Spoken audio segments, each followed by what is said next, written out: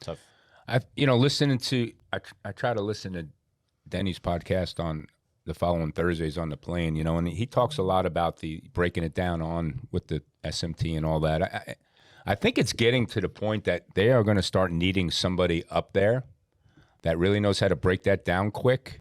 It needs to be a former driver, though. To assess these penalties a little bit different. I think it's getting to the point now that you can't just look at it. You have enough data, like you just said. You look at the telemetry and all the things to show that he wasn't trying to end up down there, wasn't trying to advance position. I think with all the technology and resources that a sanctioning body like NASCAR has, they have the ability to look at those things a little closer and should. Yeah. I hate the rule, and I've hated it for a while, and it's been in place for 25 years. Obvious reasons why it was put in place initially.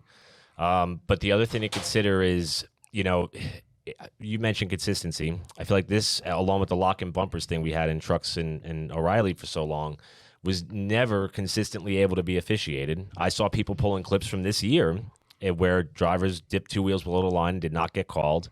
In this case, Bubba, he left skid marks behind him because he was out of control. If you watch the replay, you'll see that he was laying rubber down trying to catch that thing. According to SMT, he applied 250 pounds of brake pressure in turn 3. That's what Freddie just said. Yeah, that's pretty incredible.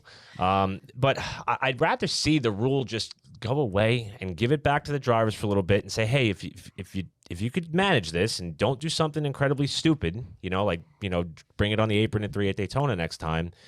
DK would never work. Come on. I disagree about that. Yeah. I think it can't be a gray area because then it's going to be pushed and then we'll have never give us races gray areas, Eric. Well, so here's the other thing. Then do they take the current rule and then just further define what advancing technically means? I would say that, yeah.